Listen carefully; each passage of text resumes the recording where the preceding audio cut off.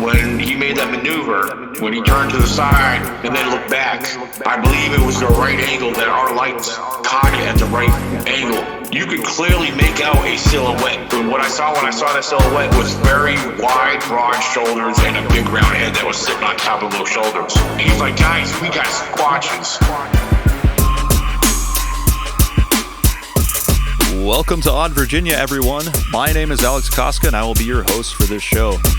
Today we have a lengthy conversation talking Squatch with the premier Bigfoot researcher here in Virginia, who travels up and down the East Coast looking for the elusive creature. Daniel Benoit joins us and tells us everything that he thinks and knows about the big man. And it is a lengthy discussion, as I said, so we're going to cut right to the chase. If anyone else would like to share their story on Odd Virginia, please email me at oddvirginia@protonmail.com. That's oddvirginia@protonmail.com. And if you have a shorter story, you can go ahead and just leave us a voicemail at 540-416-9690. That's 540-416-9690. And don't be afraid, we won't ridicule you, because here at Odd Virginia, we're ready to believe you.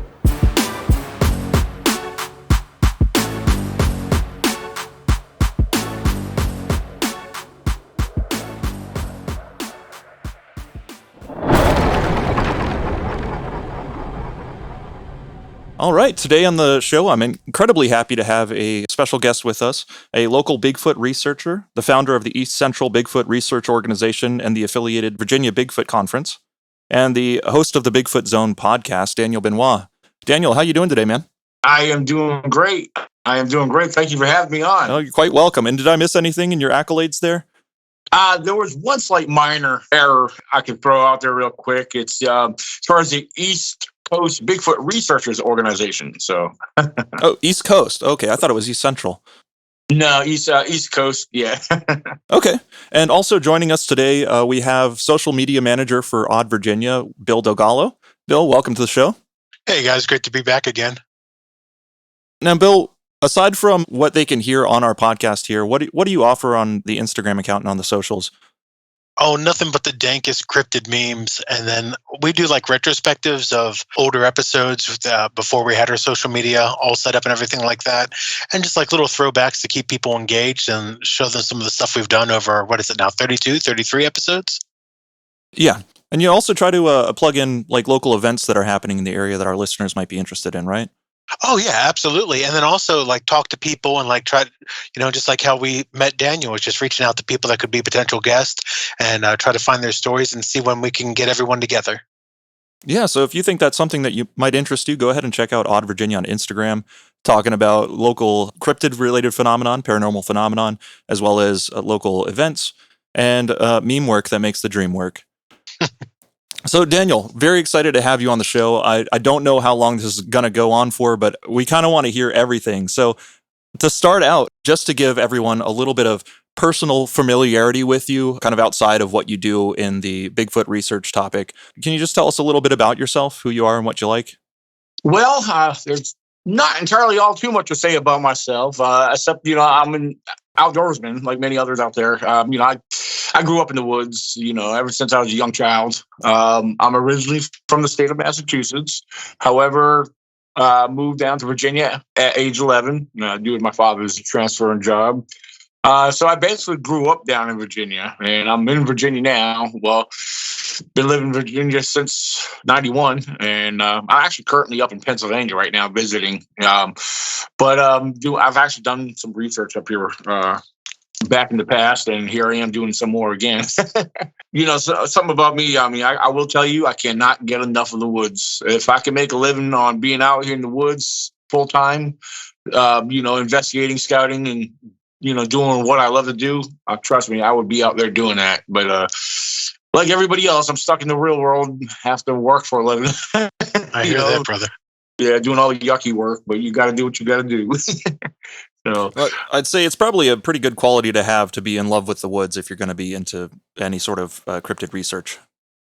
Oh, absolutely. Almost completely necessary. Yeah, you got to appreciate, you got to love and enjoy the outdoors for one thing. And that goes for anybody that wants to get started in this. Because, I've been asked numerous times from several people, young and old, hey, I want to get involved with the research. I want to start being a part of this group. What do I have to do? And, my biggest thing is, well, part of what I do in this is to educate and spread awareness to people about what I do and who I am, and the whole reason behind what I do. Well, but as far as starting people off, getting them familiar, I mean, yeah, you want to pick an area of interest, and scout it out, get to know the area, as well as the wildlife. But the biggest thing I tell people, when you step foot out in the woods, get Bigfoot off the brain, And I say that not to throw them off or discourage them, but to be a little bit more critical and logical, when it comes to analyzing or observing what they find. Because, there's so many people out there, and I've seen it over the years since I started in this and jumped on social media. Everybody's out in the woods, and everything they see in the woods, it's Bigfoot to them, and I was like, and I'm going to tell you, I mean, I'm 43 years old, and I know when I started off, I was the same way. It's exciting because, you want to find Bigfoot evidence, but you can't point at every broken tree and say Bigfoot did that, especially when you did not witness what made that, So that's the biggest thing. Even today, I see that. So, you got to be a little bit logical. You got to be objective. Even me, I find myself and I catch myself slipping a lot because, again, it's easier said than done when I tell people, and I have to remind myself, get Bigfoot off the brain, So I think that's some sage advice because I find myself also slipping into that very same thing, that confirmation bias. Now, I'm not necessarily a researcher myself. I just like to go hiking or mushroom picking, but I'll see something and I'll be like, could that be Bigfoot? And, my inclination is just to be like, yeah, of course it is. Of course. Right. Exactly. So you get it, Yeah. It actually reminds me of one of the Survivor Man Bigfoot episodes where Les Stroud goes out with Todd Standing. And he said, according to Todd, every single thing out there, that's Sasquatch. Oh, yeah. I'm glad you brought Les Stroud up because that's another thing. There's one statement he made, and I'll never forget it, and I share it every now and then, is he clearly says, don't fall prey to deception. And that's exactly basically what I tell people. That's like what I just said, get Bigfoot off the brain. Don't assume or don't, because you fall into that deception where you're fooling yourself, where, oh yeah, I found Bigfoot evidence, or you're misleading somebody else that's following along with you and they go along with what you say. And that's why I'm trying to be careful, because I do have people that follow me and that look up to what I do. So I have to be careful. I don't want to mislead people. There's a lot of misinformation out there. So yeah, I mean, my biggest thing, and I do a lot of events. I speak at a lot of events, as well as I host one in Virginia every year. Mm-hmm. Well, as far as my presentation goes, one of the first things I tell people is who I am when I give my intro. My name is Daniel Benoit. I am a wildlife and Bigfoot researcher, and I always make note that there's wildlife placed before Bigfoot. And that goes along with my motto, learn and know what is known before seeking the unknown. And, you can't be any clearer than that, because you have to learn and understand what is known as far as all our known species that we do know exist. Because when it comes to wildlife versus the unknown, and I'm classifying Bigfoot in that unknown category, is that, again, there's so much out there in nature that people are neglecting or overlooking and giving Bigfoot credit for, when there's so many other possibilities that are responsible for all this. So you have to find out what to expect before you know what falls into the category of unexpected. Right, exactly. So I mean, and there's a lot of the possibilities. It's like it's trying to rule out, or you got the process of elimination. And again, that's another thing that's easier said than done. You got to consider at least consider all the other possibilities and make Bigfoot your last consideration, or conclusion. There's a lot of things I could probably point out and name that what people give Bigfoot credit for. Just to name a few, the weather. There's a lot that falls under that category. Other wildlife species. There's several different species that do destructive things, and for example, some tree breaks and whatnot. Mm-hmm. A lot of people look at those kind of things as possible Bigfoot evidence. And stripping of bark. Yeah, and stuff like that. Well, there's bears, there's deer that do that, So, mm-hmm. And weather, shoot, there's woodpeckers that will do that. the pileated woodpeckers will really do some damage to a tree. Yeah, there's a lot of little things people fail to recognize or understand that, what's out there. Hey, Bigfoot's not the only thing that exists in these woods.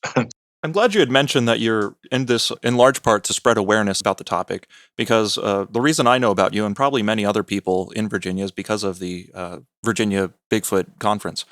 And I wanted to talk to you a little bit about that. I kind of want to plug that as well as your podcast, so that if people like what you're putting down, they can go find out more and especially attend the conference to learn a lot more. 'Cause you have great speakers there. I enjoyed every second of the last one I was at. First of all, just like what gave you the idea of starting the Virginia Bigfoot Conference? Oh yeah, well, about 6 years ago, even though we've only been doing this 5 years, because it would have been 6 years, we had to postpone 1 year due to COVID. But well, I was familiar with some of the other surrounding, the conferences and festivals that went on in other states. And here I am. I'm someone who had started their own research group back in, about 13 years ago.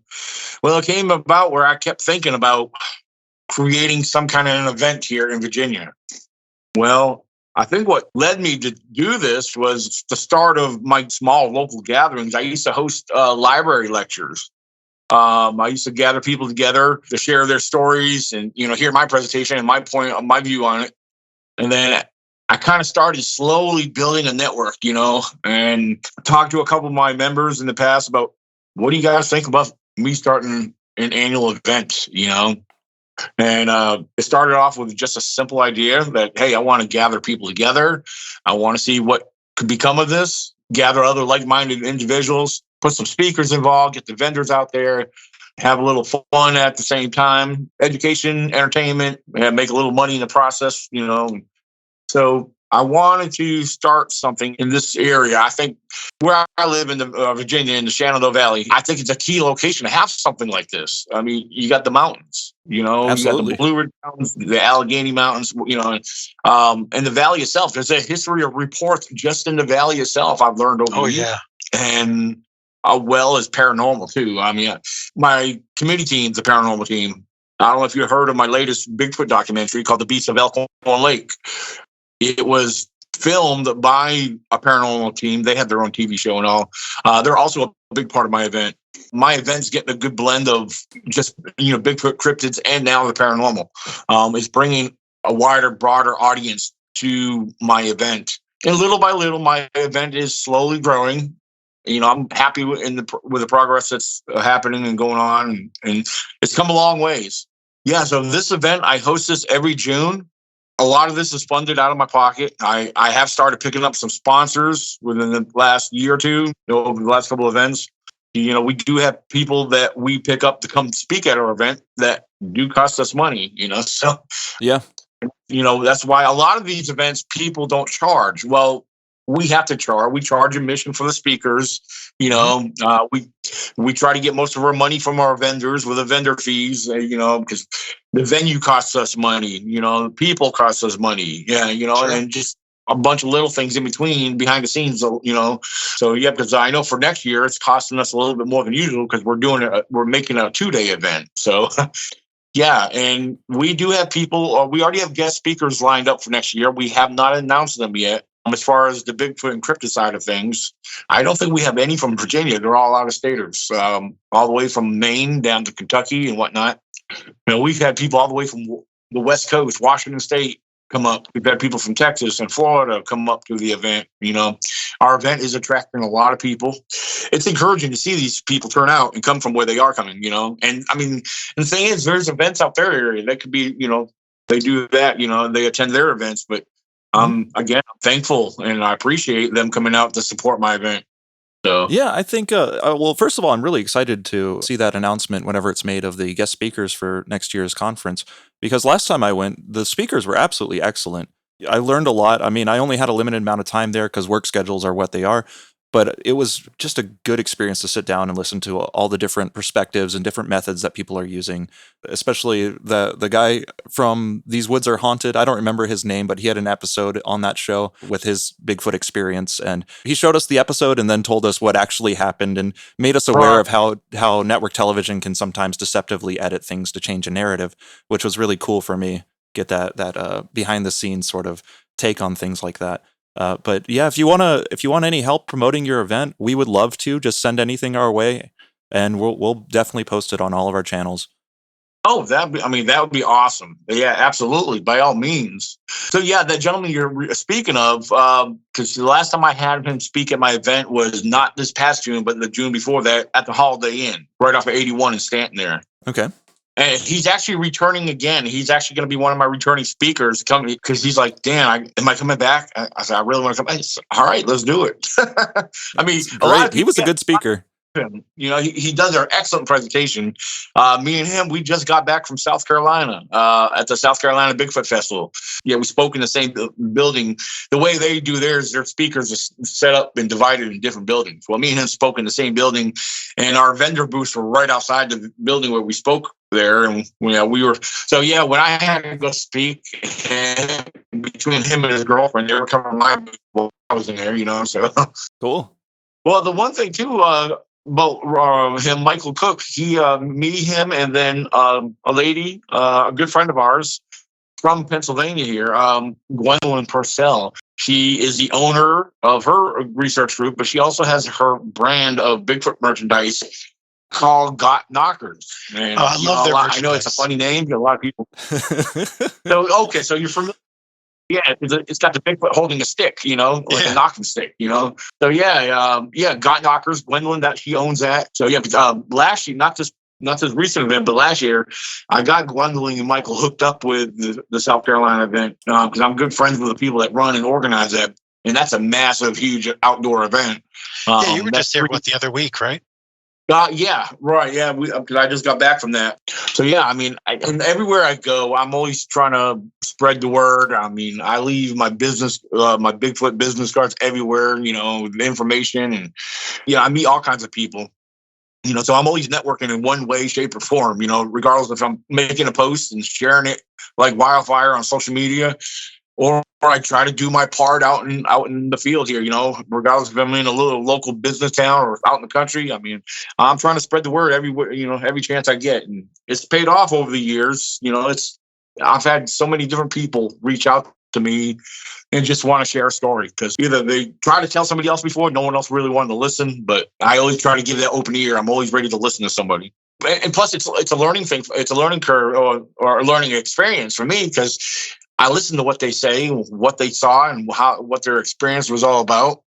And I try to make notes of those things because I get to cross-point or compare them to other stories that I've gathered over the years. And you do pick up a lot of similarities where you can collaborate and say, hey, wait a minute, this happened to so-and-so. You know, they saw the same thing, you know, and blah, blah, blah, you know. So it's awesome. It's exciting because to me, when you're able to match things up from other stories, and to me, it's a way of adding a type of credibility.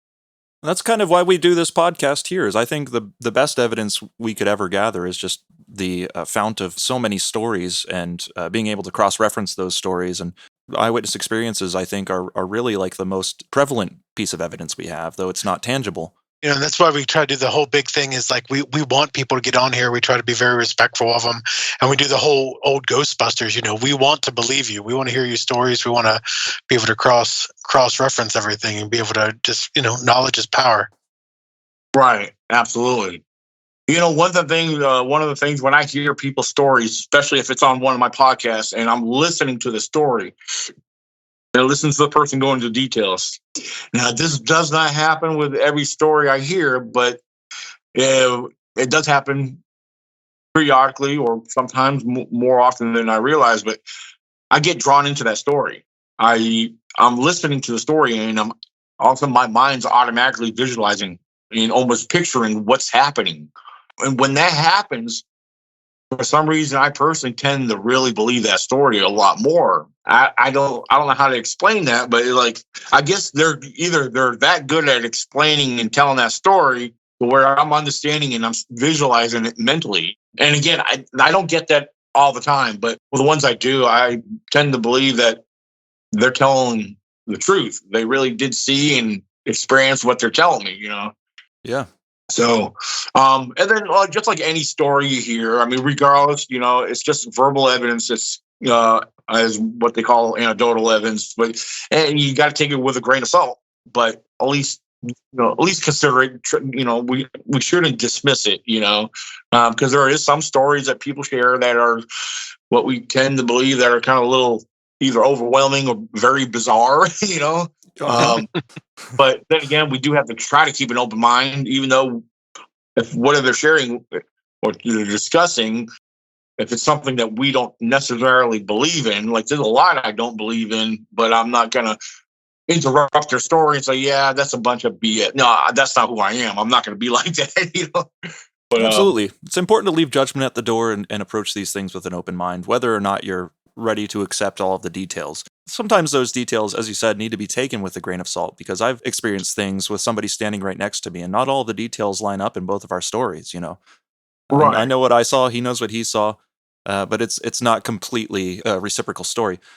But speaking of stories, Daniel, I was wondering if there's any sort of inciting event that might have gotten you into this topic. Well, I mean, I've had a couple of experiences over the years, but it's not what got me into it. Okay.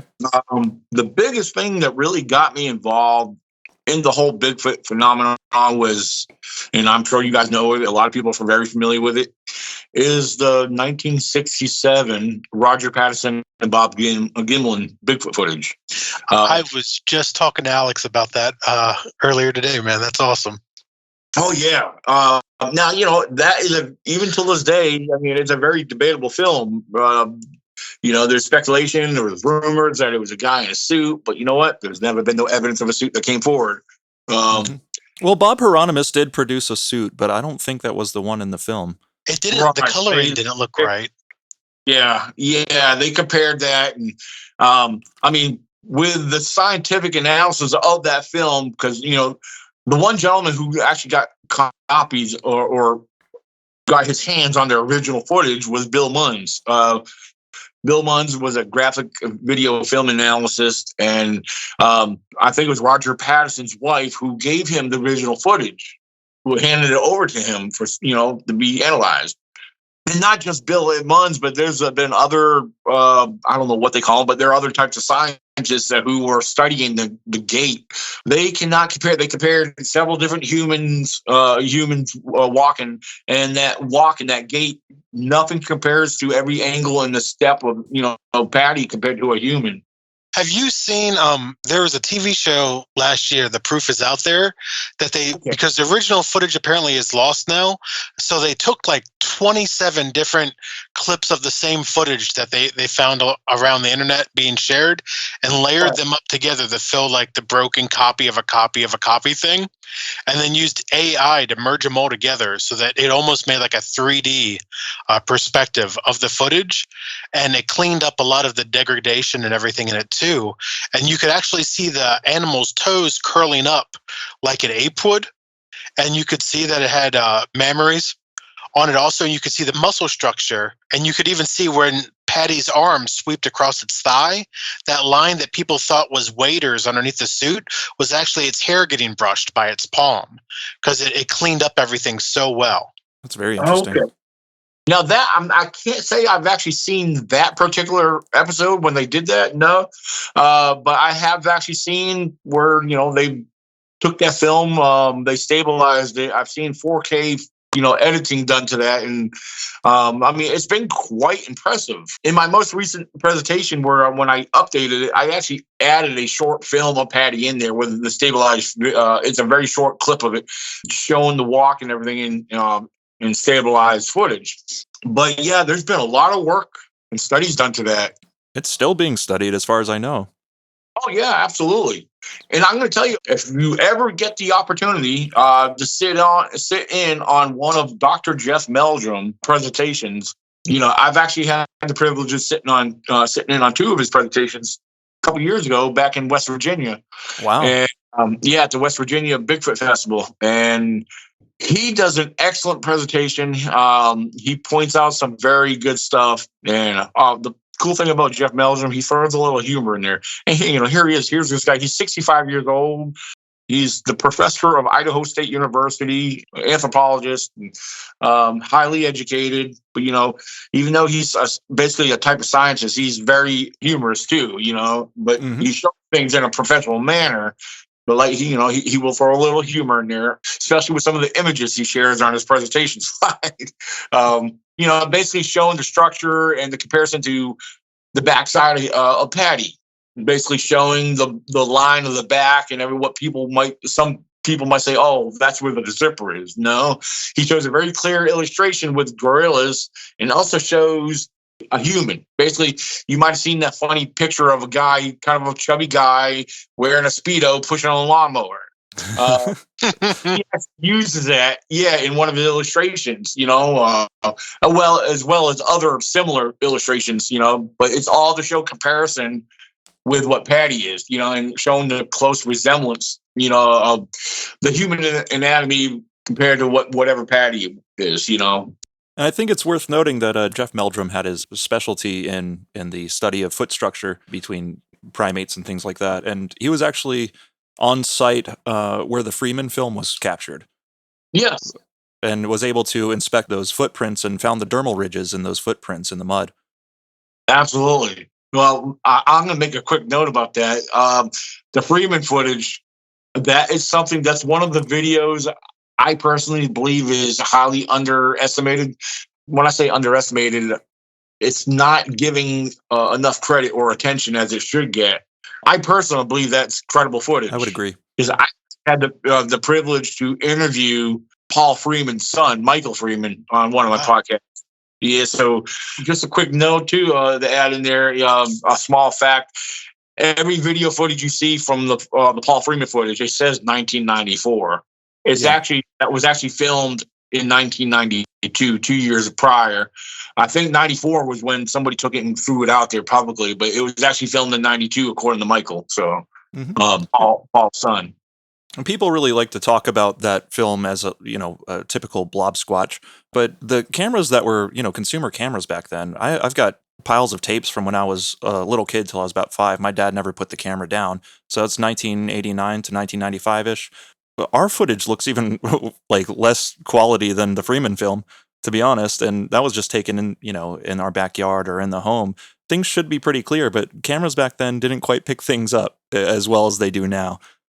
Exactly. What we had, when we had, I grew up in the 90s, so I mean, it's like, we had a family camcorder, but it was a VHS, so our camcorder had the little mini VHS, which you put into a regular adapter of a full size VHS. But the video footage, even with them back in the mid to late 90s, the quality is not like what we have now. Everything's digital now. And like my phone, like I'm speaking to you guys on my new phone, and I haven't had too much experience with it yet, but I've been taking some pictures at the local parks around here, and I am highly impressed with the clarity on it. Of course, when I told my brother what phone I just got, he's like, "Stop playing." He was jealous because it's a new phone. It's like one of the best phones that Android has to offer at the moment. And yes, I'm on the Samsung Galaxy S23 Ultra. That's very new. Yeah, it's like I didn't know it was like supposed to be the top line. But it's over $1,100 phone, so it better be good. So I mean, the phones and technology have come a long ways. I mean, that's the only reason I'm bringing that up. It's technology has really advanced when it comes to what we have in our hands. I have other gizmos and gadgets and everything, but the technology of this phone, it has 4K resolution all the way up. And so I don't know yet. I've yet to learn how to use it. But this phone has 8K resolution. I was like, I never heard of 8K resolution, but it says it has it. So I just have to learn how to use that, So, I mean, I would love to have the opportunity to film something with this phone, Well, it makes me think so many people, when they're hearing these stories, are wondering why doesn't, everybody's got phones nowadays with cameras on them. Why isn't there much more of a proliferation of videos of these things coming out? But when you're seeing something strange out in the woods, your first thought, first of all, is just not about video footage. It's like, hey, what's that? Oh my gosh, let me behold this amazing sight. And normally you'll have like maybe, I don't know, like a 4 or 5 second interaction or encounter. So there's a very still low chance that you're gonna be ready to film something. And then if it does cross your mind, you're having a longer interaction. It still takes longer than a 4 or 5 seconds to get your phone out and ready to take that video. It's not that easy. And then your adrenaline's jacked too, so you're shaking and you're barely able to hold onto your phone because holy crap, you're seeing Bigfoot for the first time. Yeah. Or whatever, yeah. You're caught up in that moment. To make a long story short, yeah, there were 6 of us in Virginia back in 2014 that actually shared an experience together. Of course, it took place after midnight. Most of what we were seeing was just eye shine. We weren't seeing no physical features. We weren't seeing no details, nothing. Because we all had headlamps on and we were observing 3 sets of eye shine with our headlamps. And of course, this took place after midnight. Now, yeah, I know it's a long story, but there was 3 of them. There was a 4-foot one, a 6-foot one, and then eventually an 8-foot one appeared out of nowhere. Oh, wow. Well, the thing is, keep in mind, it was just eye shine. They all 3 shared the same color eye shine based off the reflection of our headlamps, and they were yellow. Okay. And the smallest one was swaying side to side. The smallest one was the first one we saw because it was actually close to the roadway before it ran off. Because, our first initial thought, my first initial thought was, because my buddy Tracy was behind me when I spotted it, I was like, is that a freaking mountain lion? I don't know why. It was the first thought that popped in my head because there were large yellow looking eyes and it was sitting low to begin with. Mm-hmm. After we all regrouped and got into that spot where we saw that said eye shine, and we picked it back up again. Now I'm kind of cutting through the story, but just to get to the point about what we had in our backpacks.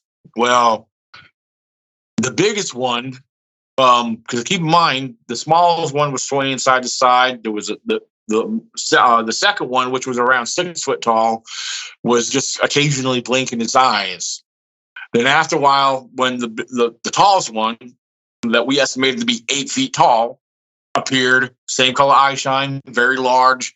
And for the record, keep in mind, we weren't seeing no shapes. We weren't seeing no physical features whatsoever. They were just far enough back out of our range of view where our lights were catching the eye shine pretty well. But that tallest one made a maneuver. It actually turned to its left and took a step or 2 and turned back. Now, before I say any more, my buddy Tracy, before all this happened, he's like, guys, we got squatches. Now, when he said that, the thought of Sasquatch, Bigfoot, whatever, it wasn't even on my mind. But then after he made that statement, I was like, I don't know. I said, I can't figure out what these are. And I'm familiar with every wildlife that works this area and that inhabits here. And it's not matching up with anything that I know that's out here, But after he said that, I was like, I need something to confirm. If they are squatches, give me something. I need to see something, But when he made that maneuver, I say he. I don't know. I'm just assuming it was a he. But when he made that maneuver, when he turned to the side and then looked back, I believe it was the right angle that our lights caught it at the right angle in the right position. You could clearly make out a silhouette. What I saw when I saw that silhouette was very wide, broad shoulders and a big round head that was sitting on top of those shoulders. Oh, wow. And when I saw that, instantly, I was like, oh, these are not no bears. I've had plenty of experiences and sightings of bears day and night out in those woods. And bears, for one thing, I don't care. You can have a 5 to 800 pound black bear. If they're standing up, they're not going to have shoulders like that. These were very wide, straight, broad shoulders and a round head sitting on top. It was too dark to tell if it had a neck. So, all I saw was a round head that was sitting on top of these broad shoulders. And when I saw this, basically what was running through my head stopped. Like, I was trying to figure everything out. And then when I saw these here, I was like, inside, I'm saying, oh my, these are Squatches. These ain't bears. you know, Yeah. I was convinced that we were actually seeing what I believe to be a family unit of Squatches. I can't prove that, but judging from sizes, I believe we had a juvenile, then a possible female, and then the male, And this took place. Are you guys familiar with West Augusta, Annie? Oh, of Yeah. course. Yeah, this is out around Elkhorn Lake. So, Okay. Yeah, I camp out there frequently. Yeah, I do too. Who knows? We probably seen each other and not know who each other were. Yeah, quite possibly. I actually had an experience last time I was there. A couple guys rolled up to our campsite after it had gotten dark, and I was like, who are these people? My buddy who I was camping with was like, oh, no, that's just my friend Benny. I told him we were out here. I didn't expect him to come this late. Well, he comes out of the car, and he is like straight up just talking about Bigfoot. And I'm like, well, here's my card. Come on the show sometime. But he's had experiences out there, freaking boulders being thrown at him. Oh, wow. Now, I've had a rock thrown at me too, but not out that way, down on a different part of the National Forest, over down off the Cole Road, down towards Lyndhurst. So, Okay. yeah, I mean, I just had a group camp out there a couple weeks ago, or a few weeks ago. There was a group of us camping out there for a good week. Then after we got done, we went back. Then me and my girlfriend went back out there, camped for another, I think we stayed out there for another week, just the two of us, well, almost the whole week anyway. But we've heard a few interesting things out there. But so, yeah, I mean, who knows? I know when we had a group camp out, there was a lot of people camping out there. Now, when you say you've heard things, are you talking about like vocalizations? Yeah, different vocals and stuff. Now, we've heard some of the campers that were camping nearby, we've heard some of them like giving off vocals and stuff because I think they seen my sign at the entrance of the camp. They probably knew we were Bigfooters out there. So Yeah, well, I've got a buddy who I like to go hiking with, and he loves whooping in the woods and knocking on trees. I'm like, man, cut that out. I want to hear, I want to hear the real thing. Yeah, no, we do that at nighttime. We wait till nighttime because we might do 1 or 2 single knocks just to see. Because I have gotten responses before out there when I was out in the woods in the middle of the daytime. Okay. But yeah, as far as responses from tree knocks around my camp, I never got responses. We have got responses to our vocals in the past, but most of the time we sit there in the evening. There's usually several of us sitting and shooting shit around the campfire. And while everyone's talking, I mean, I'm trying to listen because, I don't want to, everyone's having a good time talking and whatnot. But I was like, I'm always the one that's like listening. And when I start hearing stuff, I'm like, I might have to shut them up. Like, guys, come on. I said, there's things starting to happen around here. I'm hearing things. I said, I like to have you guys listen too, so we could all, maybe share something on this if we hear something similar. But some of you guys might hear something different. I don't know. So, sometimes everybody gets to talking and you're trying to focus out there, but at the same time, I get it. You want to, everyone's excited. Because, one of the people that came out to my group camp out, this one lady, this is the second time she came out camping with me. She came out back in May, and now she came out here just a few weeks ago. She comes all the way out from Colorado just to camp with us. So, oh, wow. Yeah. You would think if you live in Colorado, you wouldn't have to travel very far. I know, yeah. I mean, Colorado's got a lot of Bigfoot stuff out there. She brought me one of her the beers that they sell out in Colorado. It's called Yeti, and it's got the Bigfoot on it. And, Yeah.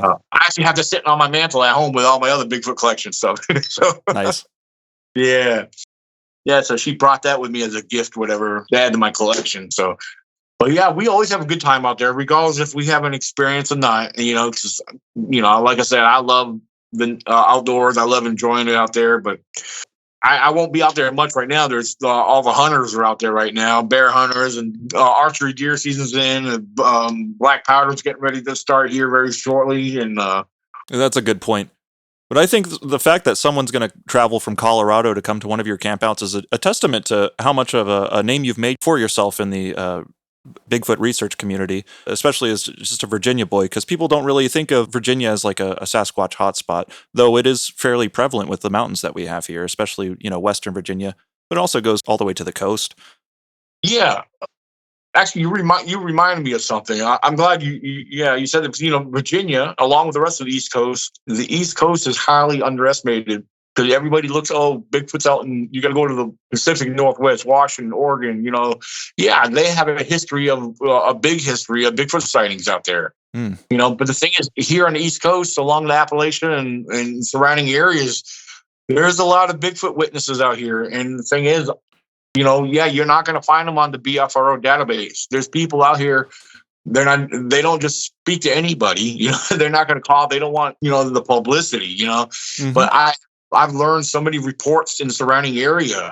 One individual is a police officer who had a sighting while on night patrol on the east side of the mountain out there in Greene County, So, out on the other side of Elkton, So when people have these experiences, I don't think the first thing that comes to mind is, I've got to report this, or I've got to go on some sort of show and tell my story. Usually it's just like, man, I'm going to tell everybody at work this was, or nobody at all if they don't want to seem crazy.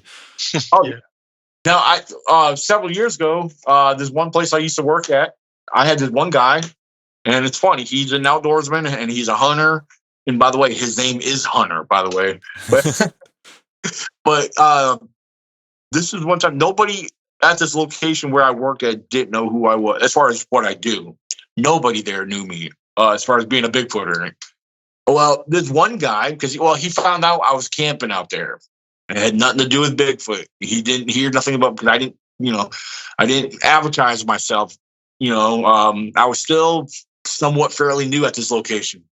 Well, Hunter felt like he had to come up and tell me something. I don't know what made him say this and share this, but he was riding up the forest road one evening, and he said it was probably about between 6 and 7 o'clock in the evening. It was still some daylight out. But while he was driving up the forest road in his pickup truck, he said, this is about 6 foot bipedal, hairy, reddish brown colored Bigfoot, whatever, stepped out in front of him. It didn't stop. He said it did have what he described as a slight hesitation, as it like slightly almost looked over, but it never stopped. It kept walking, across the road, and then went towards the river, And after he shared this with me, I looked at him. I was like, who told you about me? I said, how do you know about me? He's like, what are you talking about? I said, well, you came out and told me this story, and I'm fascinated by it. And I said, I pulled out one of my cards. I said, Hunter, I said, this is what I do. I'm a Bigfoot researcher. I look for Bigfoot. I said, I just found it fascinating that you came out and shared this with me, and I'm glad you did. But, then again, like I said, it was very interesting that he shared this with me, of course, he jokes about it. He said it was probably just a hairy West Virginia woman.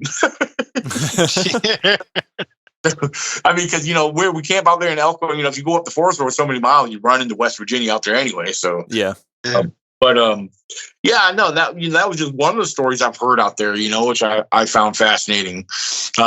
And not far from there, there's been other Bigfoot reports out that way, going up towards Highland County off of 250 up there, I've heard stories of road sightings out there, and there's other people have had experiences out there. So, I know what we saw. I'm convinced that they were Squatches.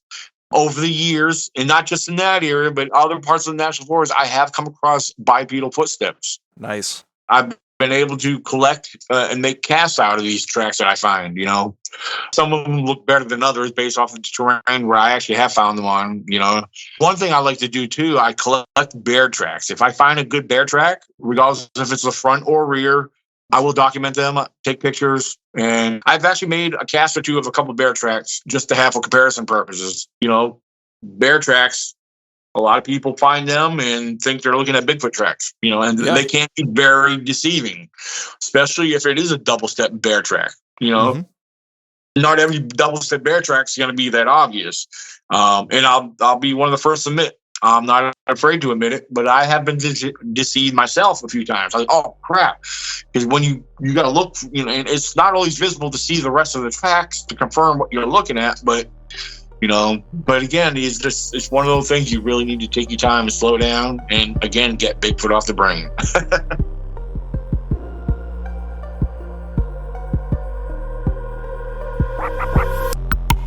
Hey everyone!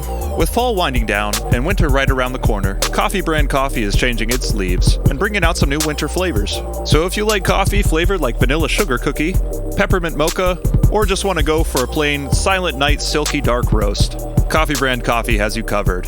And for your friend or family member who has no hobbies, but enjoys reading a good book with a hot cup of coffee, you can now shop holiday gift boxes at coffeebrandcoffee.com for a perfect complete package, including peppermint hot cocoa, coffee, and all sorts of sweet, salty, and spicy treats. Go to coffeebrandcoffee.com or click on the affiliate link in the show notes and use code ODDVA at checkout. That is ODDVA for 10% off your order. Not only will you be supporting a company that uses fair trade, organic, sustainable farming practices, but you'll also be supporting this show. Every bag of coffee you buy from Coffee Brand Coffee also buys me a cup of coffee that helps me get through those late nights of audio editing. So thank you very much for your purchase, and back to your regularly scheduled programming.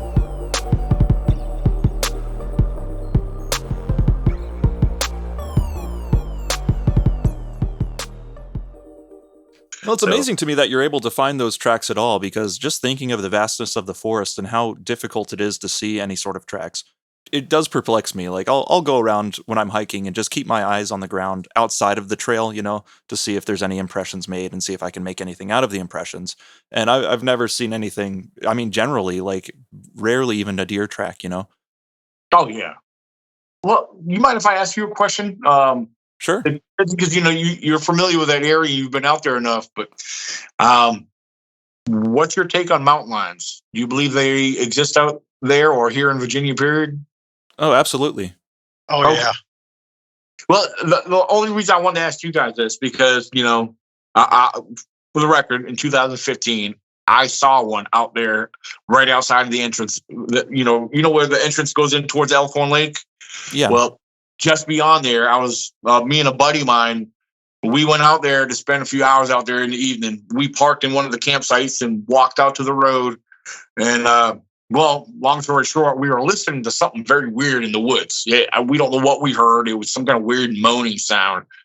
But while we're standing there listening, I'm looking down towards where we were at, and just past the entrance of the lake, before the bridge where the river is. I'm right on. It was between the entrance of the lake and before the bridge. I was like, "What the heck is that?" I told the guy, I was like, "Fred, look at that down there." I said, "There's something solid black on the side of the road." I couldn't tell what it was. It looked like something sitting there, but I couldn't make it out. And all of a sudden, it got up on all fours and slowly crossed the road, and I couldn't believe my jaw about dropped to the ground. It was clear as could be. It was a black mountain lion, or what we would call a panther. A painter. Oh my gosh. Yeah, Bill's seen the same thing. I saw in Broadway, Virginia, like back where it gets like close to the mountain there on 613. Towards Coots Stores, where I grew up. And I don't know, this is probably like 2003. One in the middle of the night, my bedroom, we had a walkout basement, so my bedroom was on a second floor. We had a huge oak tree beside the house, and I heard all this noise outside my window. And I went and looked, and all my cats were on the branches, and they were all like on the tips of their nails and their hair all standing up and everything. And I went outside, and fast forward, right along the light line of where the pole light in my backyard would light up the driveway and everything. This big, low, long, black cat was just going along, like breathing heavy, and just going right along the shadow line in the yard, man. I've never seen anything like it before. Like every hair on my body stood up. It was probably 50 yards from me tops. Wow. In Appalachia talk, they call them painters. And it took me so long to understand what a painter was, because I was like, a cryptid called a painter, and that's just the guy who comes into your house and puts the paint on the walls, right? No, that's how they say panther out there. Throwback to our Appalachia episode. Exactly. Now, up in Hardy County in West Virginia, like around Lost River State Park and stuff, I've got a neighbor that his property line bumps up against my old family farm because he hunts on the old West Vaco paper mill. There was a tree farm down there for West Vaco paper back 40 years ago, and now it's a hunt club. And he's gotten photos of normal mountain lions, like brown and tan, on his game camera. And the game wardens say, "Oh, that's not a mountain lion. That's just a big bobcat," although it has a long tail and everything. There are no mountain lions in this area. They've been extinct for 50 years. But if you see one, don't shoot it because it's endangered. Wow. Yeah. Well, every this is what gets me because like I said, there is a public blog that covers like Rockingham County, Augusta County, Nelson County, and so forth, where there's been all these eyewitness accounts. And I had put one out on my blog site one time, and I shared it around some of the social media groups, even the non-Bigfoot groups and the hunting groups. I've had a lot of people respond to me, and tell me what they saw. A lot of people said when they call the authorities, of course, the authorities are telling them that ain't what you saw, blah, blah, blah. Well, when me and my girlfriend were out there camping after our group camp out, we're sitting there by the fire, having a relaxed time.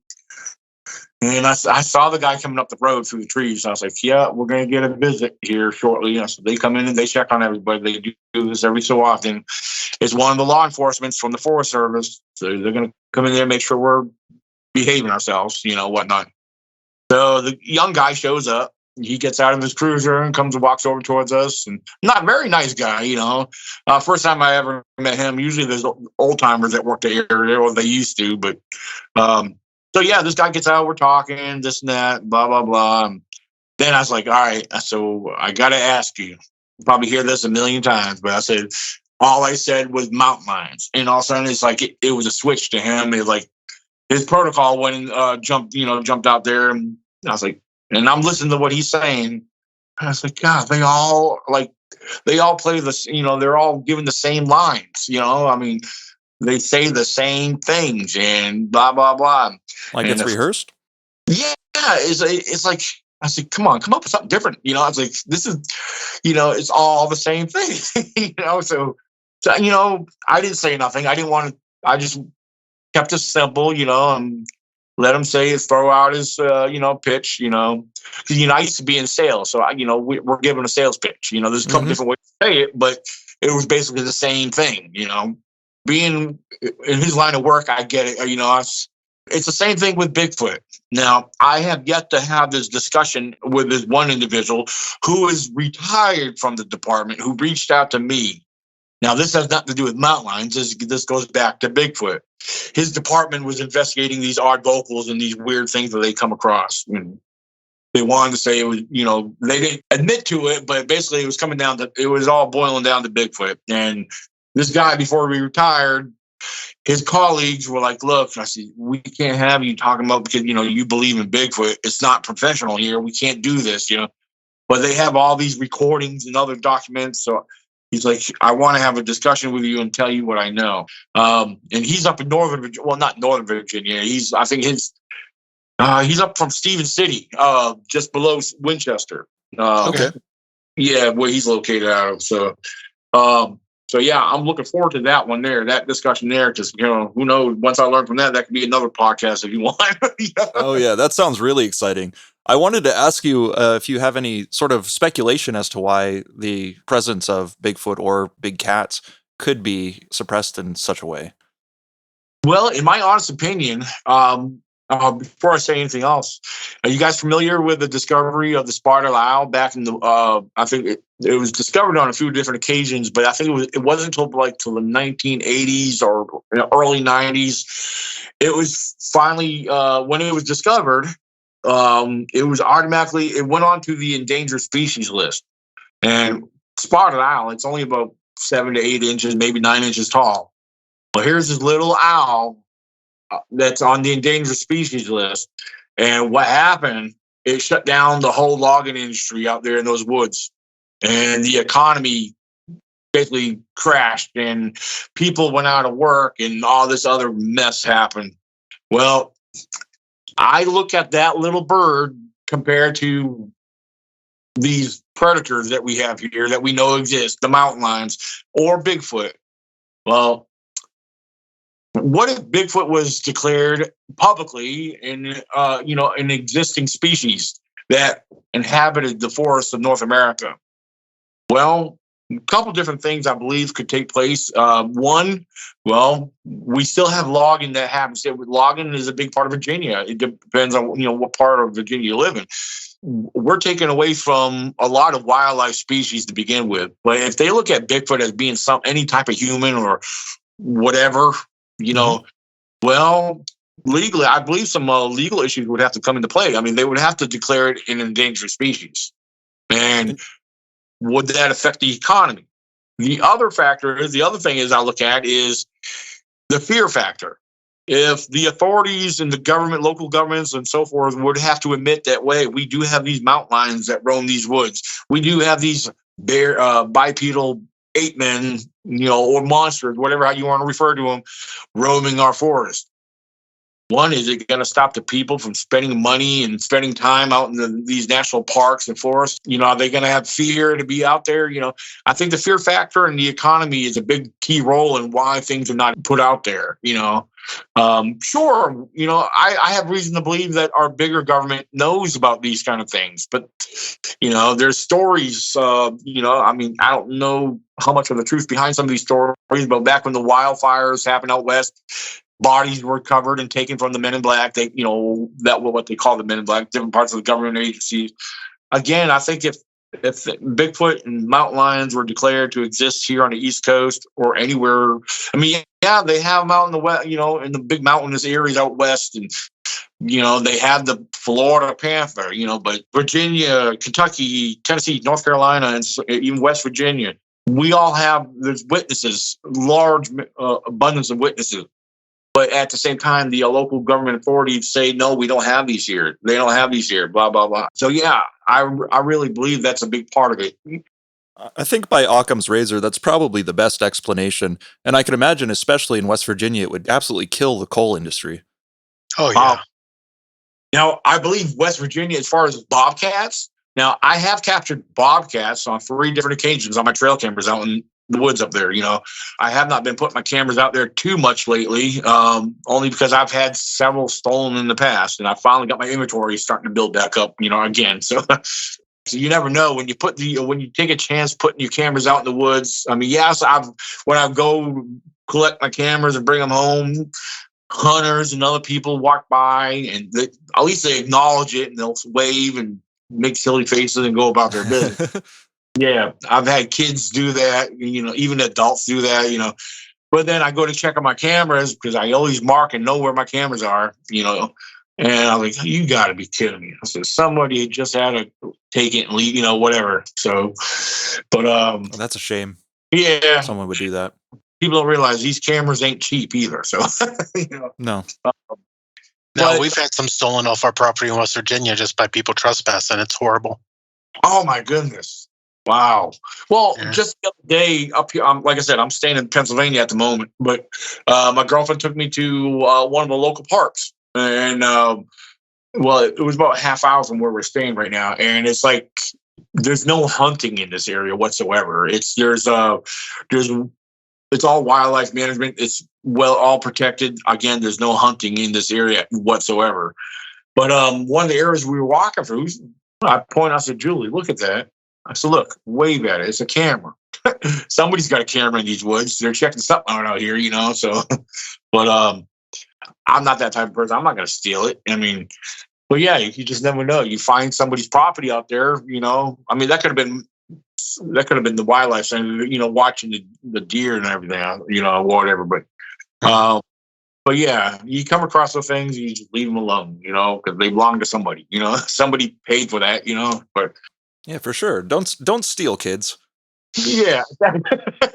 Now, I have found things left at campsites before. I found spotlights that, look like they've been sitting there for a long time because they had water in the lens. I take them home, let them sit dry, charge them up. Whoa, they work like new, I've been fortunate to find a few things here and there. So, but yeah, I make sure just, stuff like, yeah, it's whatever. But what's the most interesting thing you found on a camera trap?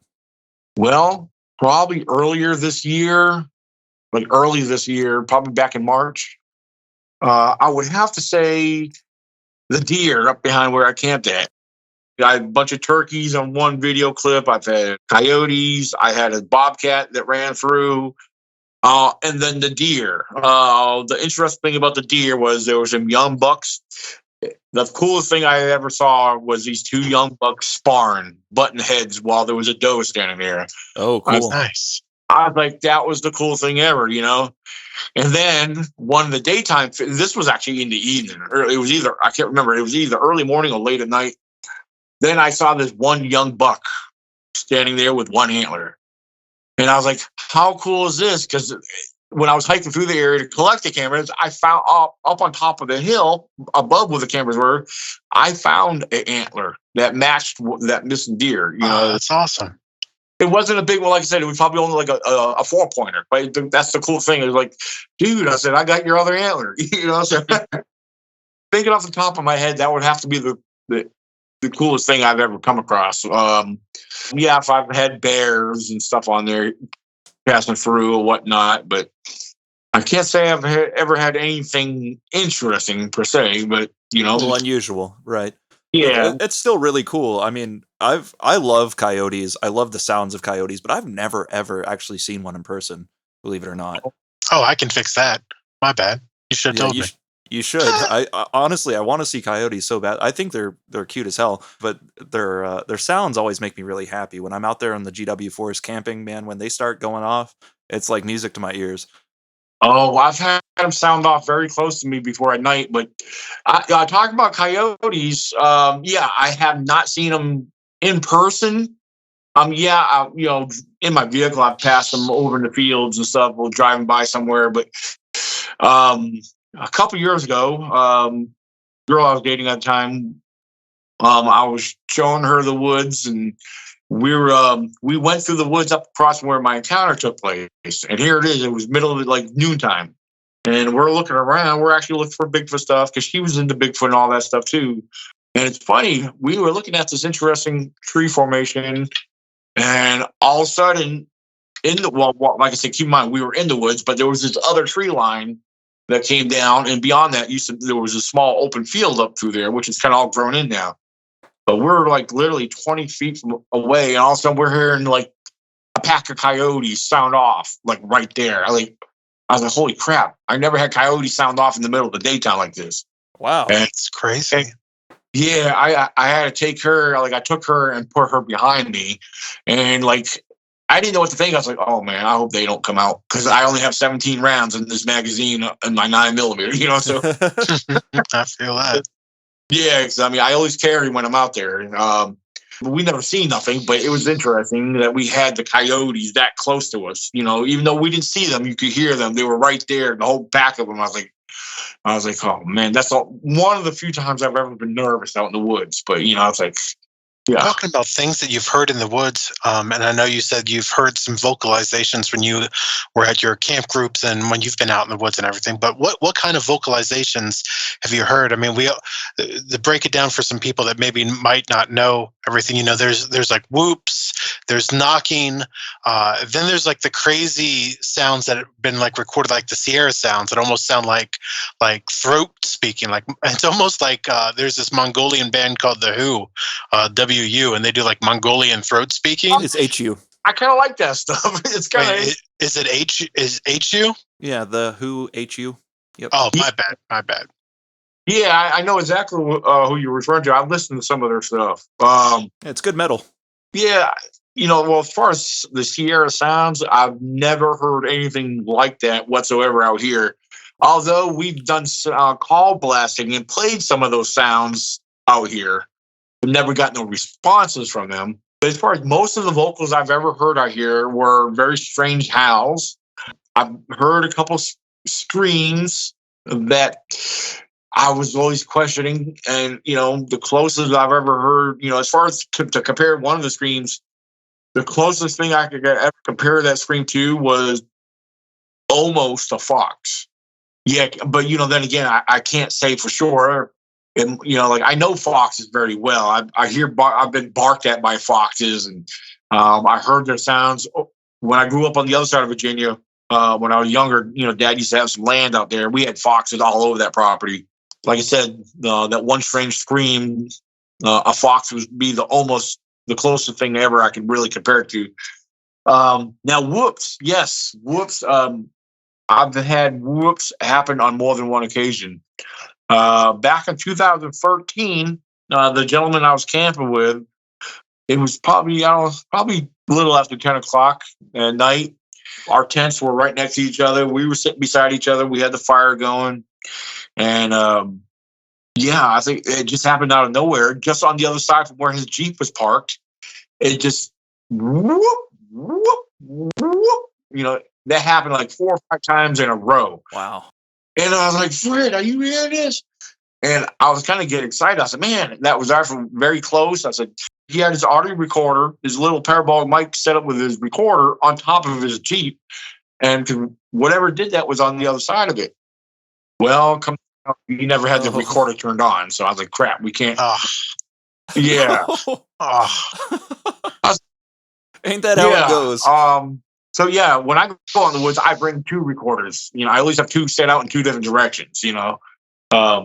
All lesson learned is keep it away from your tent because, yeah, you're going through your audio, you're going to hear yourself snoring. So yeah. So along those lines, Daniel, I'm kind of curious as to your perspective on this. Most of the vocalizations and close encounter stories that you'll hear occur at night, but a lot of the video footage, of course, is going to be during daytime because otherwise you wouldn't be able to see anything.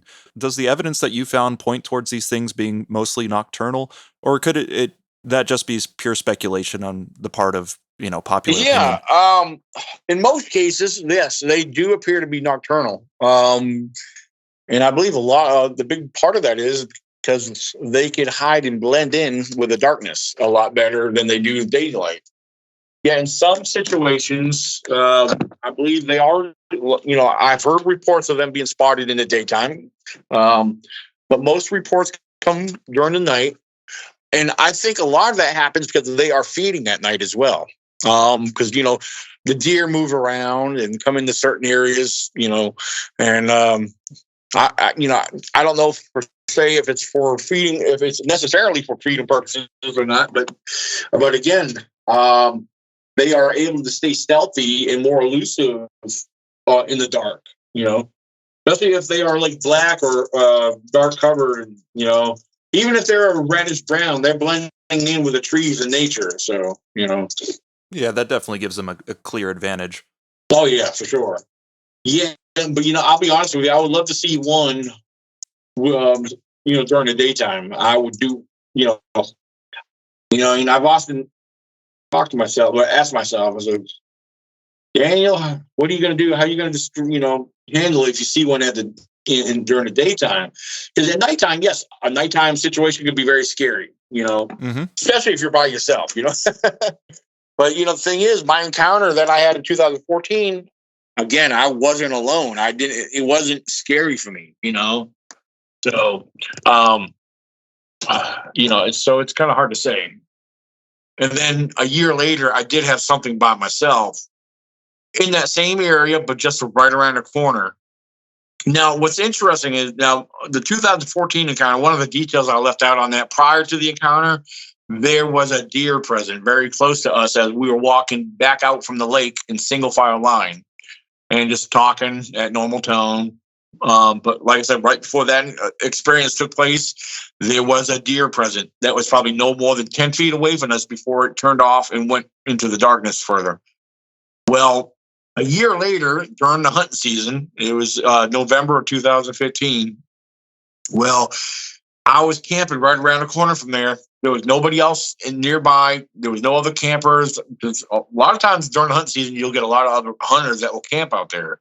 This particular area did not have other campers. But, I was by myself. I was sitting there at the camp all by myself. And it was probably about 10 o'clock at night. It was so quiet out there. It was relaxing, but I was kind of bored because I was wide awake. I wasn't tired. I had the fire going. I had my shotgun leaning up against my blazer. And you know what? I looked around and said, there's my spotlight. I said, I just grabbed my spotlight and got up and walked out to the middle of the forest road. And for the record, I did not have my spotlight turned on. And what I do, and I do this on occasions, I'll walk out into the middle of the road away from camp and stand there in complete darkness. I don't know why I do it. It's something I started doing. And I've done it when I've camped with others. I'm like, come on, guys, let's go walk out the road. Don't turn the lights on. Keep everything off and just listen. Sometimes you might hear something, But when I got out there after standing there for a little bit, I decided to turn my spotlight on. And looking at the forest tree line across from me, it was probably tree line was maybe about 20 feet. And over to my left, when I turned the spotlight on, as soon as I turned that spotlight on, I spooked up a deer inside the tree line. You could hear it like jump up and run off, like you could hear all the words. I said, oh, cool. I spooked up a deer. Well, I started panning my spotlight from left to right. And as I got around the one, right as I hit the 2:00 position, all of a sudden, just inside the tree line to my far right, something very large, very heavy, and without doubt on 2 feet started walking away. And every step it took had a hard, heavy crunch and a thump as it stepped. And when I was hearing this, because there was no denying what I was hearing, my heart was actually going up in my throat. And our 2014 encounter didn't have that. Even when they turned off and one disappeared, went off into the darkness, I didn't hear no heavy stepping. But in this situation in 2015, I don't know, maybe it was because I was closer or the ground was a little bit different that time of year. I don't know, but every step it took, it had a crunch and a thump as it stepped. And I was literally walking back towards my camp with the spotlight up against the tree line and my opposite hand reaching down on my belt loop where my keys were hanging, just hitting that key fob to make sure my vehicle is unlocked just in case I had to jump in my vehicle. But I got back into camp, threw another log or two in the fire, sat down, and all of a sudden I instantly relaxed and calmed down. And I got to thinking about what I just heard. Well, whatever that was, if it meant any harm or whatever, I had every opportunity to come run out and sack me. So, and, but no, it walked away from me. It wasn't a fast walk, but it wasn't a slow walk either. But, since I brought that up, recall back in 2014, just prior to that sighting, there was a deer present. And then this year in 2015, prior to having that large, heavy bipedal subject to walk away from me, there was a deer present. And I questioned myself because a lot of people believe that deer is a food source for squatches. So what I question about this is, was it a coincidence or did I interrupt something? So there's something I think about and I question myself on this a lot. When I've shared this piece of information with others, they honestly think I probably interrupted its meal. That's a good possibility. I don't know, but I do find it interesting that there was deer present in both situations. So, absolutely, it's one of those things though that you have to question because it doesn't seem like you see that many deer out in the deep forest that look like they've been predated upon very often. Right. In some cases, when I do view my game cameras after being out for a while, sometimes you see a deer, especially if I have it set on video mode. Sometimes a deer in the area that might pass through a stop, you see them get alerted to something like what's getting their attention. You always wonder, come on, I want to see what's getting their attention, because all of a sudden they stop, their ears perk up and they're looking like quick, like they have whiplash, like, whoa, what the heck, Of course, I had one daytime video. One of the bobcats I've captured on my video on camera one time had this deer start running off. I mean, what's making that deer all of a sudden take off like that? About less than 20 seconds behind that deer comes this bobcat. I was like, holy crap. Oh, that's cool. Yeah.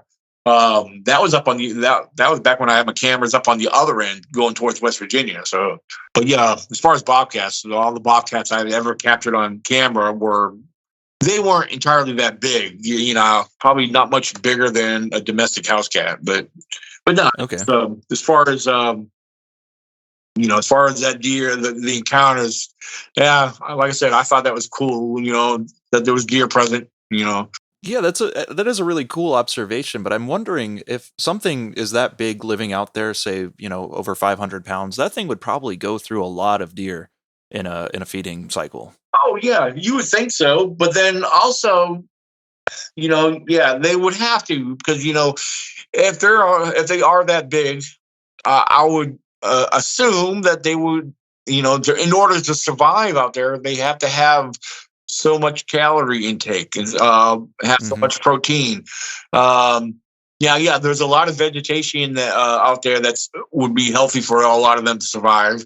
I tend to like to believe that a Bigfoot's diet is almost similar to a bear's diet, but maybe like on a black bear, basically a black bear's diet consists of 80% vegetarian and 20% meat.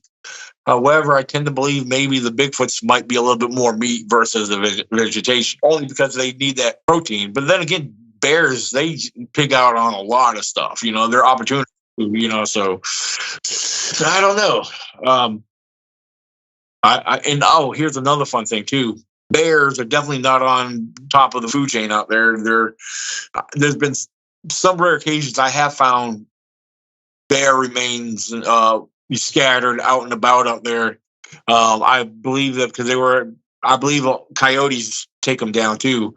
On 3 different occasions, I have found coyote scat with bear hair in it. So, Oh, wow. yeah, not far from the Elkhorn Lake area. So yeah, I don't know if they're taking down the young ones or ones that might be weak and ill, but yeah, that's an observation as well, is that coyotes are taking down bears or whatnot, Are coyotes carrion feeders at all, or are they strictly hunters? Oh, what are you asking? Are they what? Would they eat roadkill or something like that?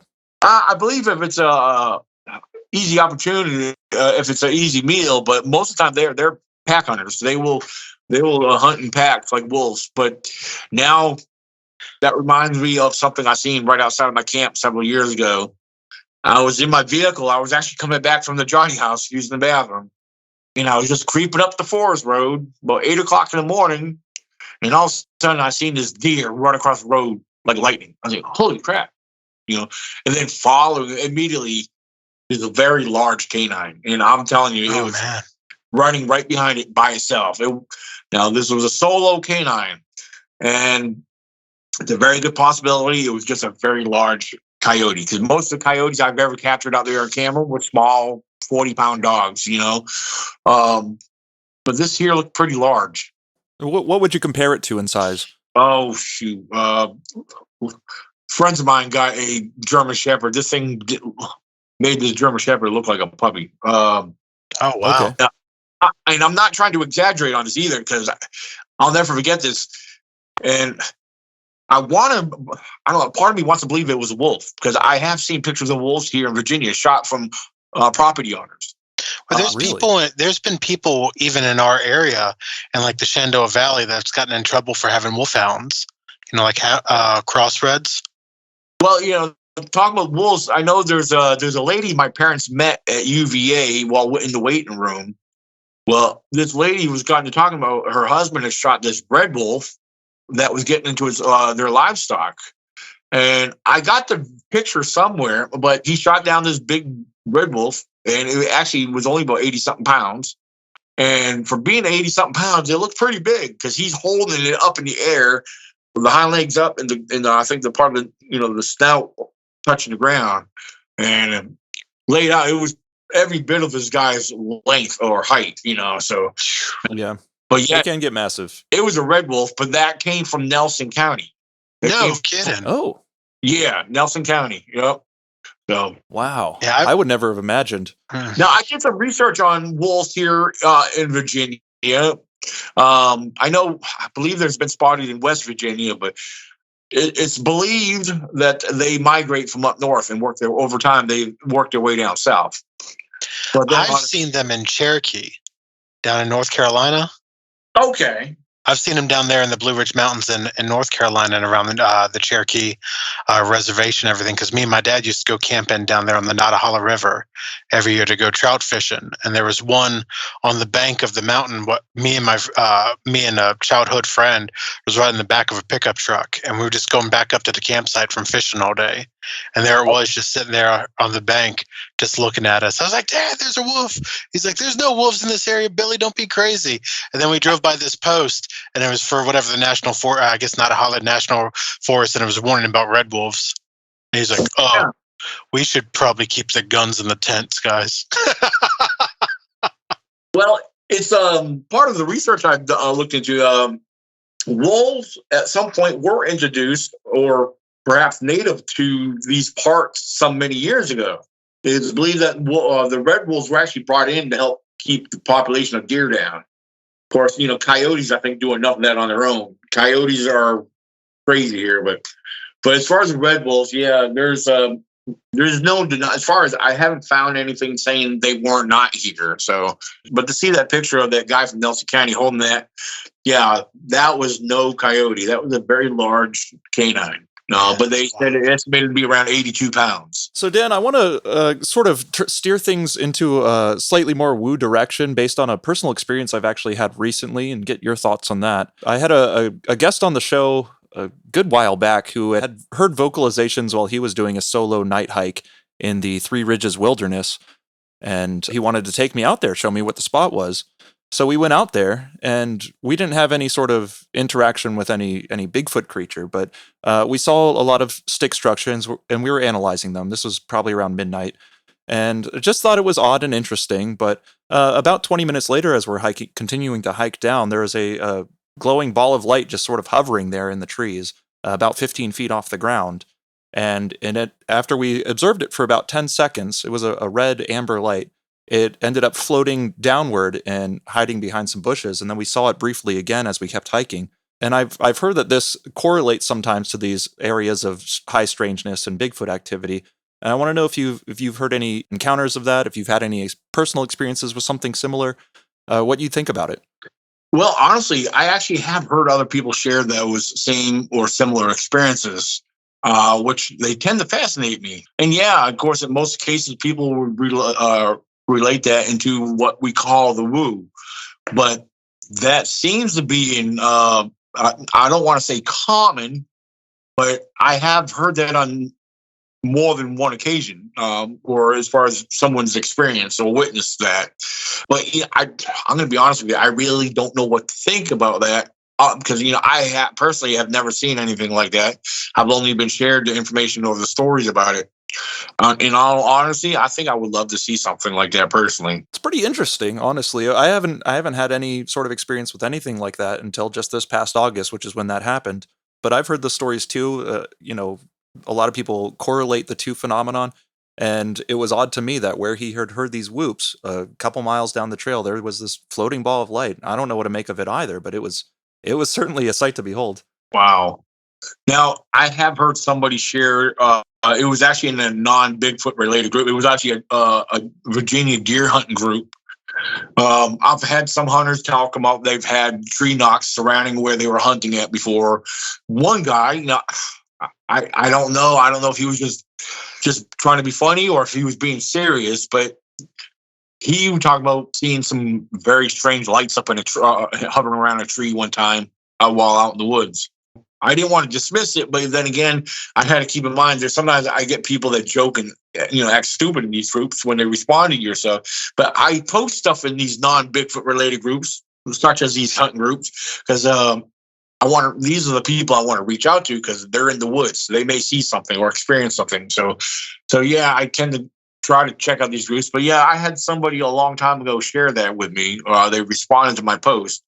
But yeah, there was a few serious people in there. Then you get people that joke about stuff sometimes. But yeah, but then what I compared yours to, I'm just that was something somebody said that happened in Virginia here some years ago. But again, yeah, just hearing your story or hearing what you shared, I have heard very similar experiences from others. People have witnessed seeing that kind of thing. Yeah, anything that's strange like that. I keep an open mind and also hope to see something like that. Yeah, and I hope you get to too. It's a really interesting thing. Just makes you kind of scratch your head and think what is going on in our reality sometimes, because it completely defies explanation, whatever that is. Everybody's telling me it could have been a drone, it could have been this and that. I'm like, no, I was close enough. I would have heard the props. No one's gonna be flying a drone at midnight in total tree cover like that. It was something totally different that I can't really wrap my head around. We're coming up upon about an hour and a half of the interview so far, so we should probably wrap up pretty soon. But Bill, do you have any more questions that you wanted to get off your chest? Yeah, I would love to know your feelings, Daniel, on what do you feel Bigfoot is. Do you feel like Bigfoot's like the missing link, like Gigantopithecus? Do you think it's something terrestrial, something extraterrestrial, something extra dimensional? There's so many theories on what Bigfoot, Sasquatch, wood booger, old man of the mountains, skunk ape, yeti. Some people even throw dog man in the same group, although I think that's an entirely different thing. What's your core feelings and beliefs on it? Well, if anyone ever wants to see a Bigfoot, look at me. I'm a Bigfoot. Now, let my beard grow back out again. You'll see a Bigfoot. No, that's a good question. And, like I tell everybody in my presentations, whenever I share this kind of information, I do not force belief. I will not force my belief on anybody whatsoever. Despite all these other theories and these, seeing the strange lights out in the woods, a lot of people like to associate that with Bigfoot. I think that's something totally different, in my honest opinion.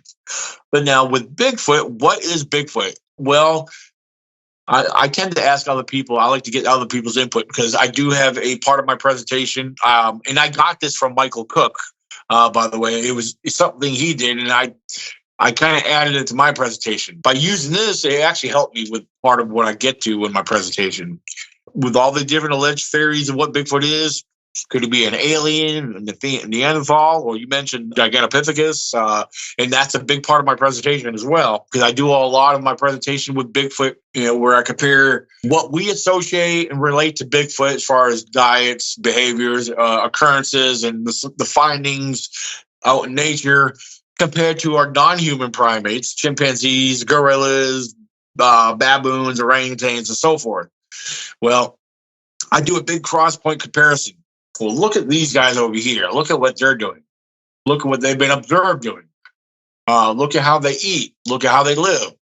Now we're associating for the longest time, everyone's saying this is how Bigfoot does. There's a very close correlation. There's or comparison. Now, with that being said, I point these things out, but I'm not saying Bigfoot's a chimpanzee. I'm not saying Bigfoot's a gorilla. But I honestly believe that Bigfoot is some type of unknown, unclassified primate of its own kind. Now, with that being said, I've had people jump up in the audience, well, he's not an ape, he's a human. And I said, well, okay, let me get back on that point. There's a contradiction there. According to science, we're human primates. We're human apes. You have non-human apes. If you think we're human, well, according to science, we're considered apes, okay? We're apes. So then you have your non-human apes. There's two different species there. So if you think he's a human, then he's still an ape. If whatever, that was part of my whole point on that. Again, that's scientifically speaking, again, we're of the greater ape species. We're humans, but we're also part of the ape family. Then again, you have the non-human apes. Like I tell people, I said, look, I'm not trying to cast this belief. I only try to share my illustrations and make some points on a few things to show you the similarities between the two. But I think Bigfoot's something totally different. I've had some people believe that, they're a human-ape hybrid. Well, back in the early 1900s, the Russian experiments were failed. Mr. Ivan attempted that to impregnate a female chimpanzee with human sperm. It didn't work. So you have these other species. I'm a firm believer in you cannot get a cat from a dog. You can't get a dog from a horse. It's got to be of that same bloodline, or that strain of blood. And that's the way I look at it. Yeah, there's different types of hybrids of different species, but those hybrids come from of that same bloodline. And it's not, you're not going to get a cat dog hybrid. It's not going to happen. Right. Just like a chimpanzee to a human's DNA, it's about a 1.8% difference. It's a very small difference, but in the world of science, that's a huge difference. We're still two completely different species. There's no blending that DNA. It's not going to work. You're not going to get no development out of it. A lot of things I could really get into where I stand on certain things religiously. I've had people walk out on me because they don't want to. If you're not a believer in the Bible, then you don't want to hear my other illustration that compare my other illustration. So to keep my audience, I just don't add that part in there. But Yeah. Well, there's a lot of contention when it comes to the speculation that we do when talking about what a Bigfoot actually is. right, And I don't think there really should be, because none of us know 100% for sure, as far as I'm concerned. Right. exactly. We should all just give each other an ear, listen, and if you don't like it, then just shrug. Who cares? Right. And that's a big thing about this whole subject, this whole field.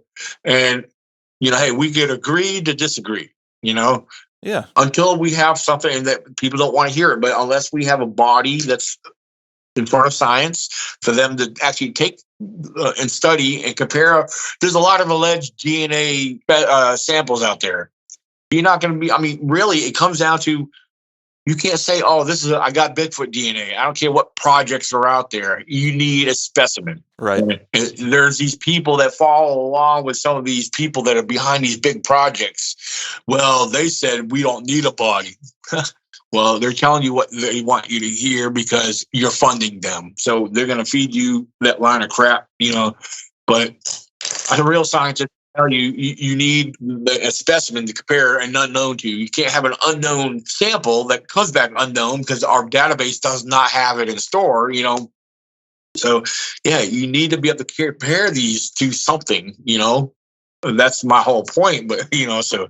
Do you have any faith that the folks down at Area X in Texas will end up producing something, a specimen? It's very possible. It could be a matter of time because there's a lot of other people that are involved with this now doing their own projects. For example, a professor from out of North Carolina State University who is working on doing DNA samples and stuff. He comes from a very objective background, but yet he believes that there is something there. There's been primatologists that are working with him. I'm not sure if you're familiar with the late Dr. John Bitternagel, but he was a big part of the project. This professor has been here in Virginia. He's been in the field with me. And so, yeah, he's got a big thing going on there. He would be a great one to talk to. He's very informative. Darby Orcutt. He actually speaks and teaches a class about Bigfoot in one of his classrooms down there in North Carolina State, So, but yeah, he's got a big thing going on right now. And that's somebody I would definitely check into. But I'd have to check into him. Never heard of him before. You said the last name was Orca, like the whale? no, Orcutt. Yeah, it's Orcutt. So Orcutt. Okay. Yeah, thank you for telling me about that. Yeah, absolutely. I haven't talked to him in a while, but yeah, as far as collecting DNA and eDNA, for example, he first talked to me about this a few years back about certain protocol steps where what we would call, or basically rookie researchers who are out in the field, if we want to collect DNA and turn it in to be seriously considered, basically the way he threw it out there, there's protocol that needs to be done. And it's basically, a lot of it's basic, the way he broke it down. It's proper ways to collect DNA, but eDNA, where we see a foot track. Well, let's take a sample of that foot track, stop looking for the hair, that everyone thinks, well, we can find a piece of hair or a piece of flesh. Well, DNA is a big part of it. I'm not saying eDNA is going to be the way to go, but it's going to be a big step into opening up a new door, into possible future discoveries, So, that's something, he could probably get into and explain a lot better in detail. So, okay, right on. With the conversation of like DNA and like specimens and everything like that, what do you think's the reasoning behind never finding a body? Do you think, I've heard stories of people think the Bigfoots bury their dead. Some think they're cannibals, and like some people think they're extra dimensional. But like, what do you think it is? Why no one seems to have ever stumbled across a dead Bigfoot, not hit by a car or accidentally shot in the woods or anything like that. It just doesn't seem to happen. Well, a couple of the things you mentioned are very likely and good possibilities. And again, that's back if we compare a Bigfoot to one of our non-human primates, where they actually have been observed burying their dead. But as far as the cannibalism, that's very likely too. But here's the thing too, as far as, I see bears and small bear cubs that get hit by cars, but just like a mountain lion or bear that's died of natural causes, has it been documented publicly of anyone ever finding one of them predators that's died of natural causes. My thing is too, if a Bigfoot is, the way I'm looking at this, if a Bigfoot becomes ill and dies off, there's places wherever they're living. A lot of people believe they may be living on the ground somewhere in some cave or wherever, but a lot of them believe that they stay in hiding. Yeah, they could be being eaten up, but to find the remains of a bear that's died of natural causes, I think it's a very super rare thing. Again, I don't know of any public records in modern times of someone finding those remains. I got a bear skull sitting on the mantle. I found that out in the woods over in the area over there towards the parkway, up across from where I live in Cremora. So, I don't know. Was that a coincidence? I don't know. I got lucky, maybe. I don't know. But I would say that's pretty lucky. Yeah. So, yeah, I think it's just a rare thing. I mean, so if we compare other species, like the mountain lion, the bears, we know they exist, but where are their remains? That's one thing we would have to consider. Then again, you have the other scenarios. Just like with any other animal that dies, you got the other critters that will take the remains and spread them out, eat away at the bones. Then considering the possibility of is the soil that that they live in or die in, is it highly acidic? Now, with that being said, too, I won't try to draw this out very long, but considering the possibility that Bigfoot is some type of non-human primate. Well, when it comes to non-human primates, the remains and the bones of these non-human primates that we know that do exist, when they die off, their remains do not last long at all because the acidic soil will deteriorate their bones faster than a human's. Ours are more preserved.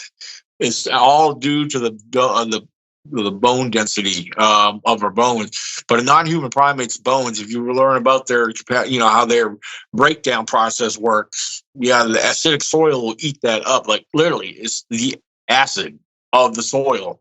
So, that's considering if the soil is highly acidic. Like in the rainforest, that's a good example. The rainforest has highly acidic soil because they're always getting that rain, Mm-hmm. But then again, there's other possibilities of other critters spreading out the remains and eating away at that. I know there was one time I accidentally came across some deer bones out on the middle of the forest floor. I picked them up. One, there was moss growing all over them. They were, the earth was taking over the growth on them, and plus they were underneath a bunch of pine and leaf litters. So that's another thing I present to people. You got the, what I call earth natural blankets. Every year, every season, you get leaf litter, pine litter. It coats the ground and it hides anything that might have been there. So every fall is like a funeral. Exactly. Yeah. Exactly. So, but yeah, these are just different possibilities, different things to consider, So sorry, I know I get to rambling sometimes. So no, it's all good. The less that we talk, the better the show is. Okay. So I'm going to have to go ahead and wrap it up there, though, Daniel. But I want to thank you so much for what you do for the community, as you said, raising awareness.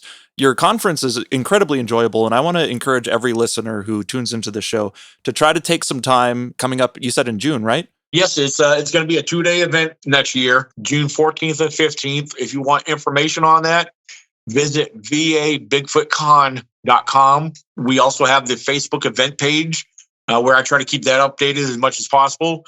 That is the ECBRO Annual Virginia Bigfoot Conference Facebook page. We are accepting vendors. I already got some vendors lining up.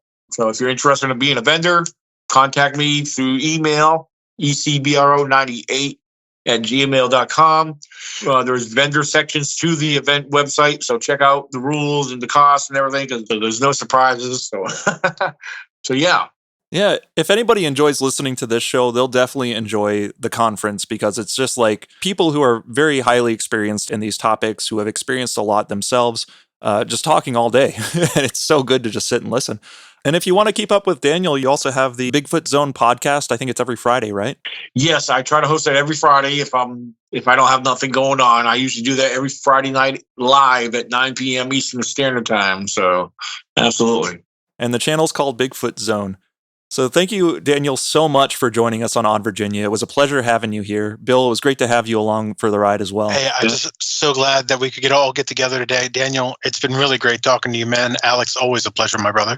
Yes, absolutely. I really appreciate you guys having me on here. This is awesome.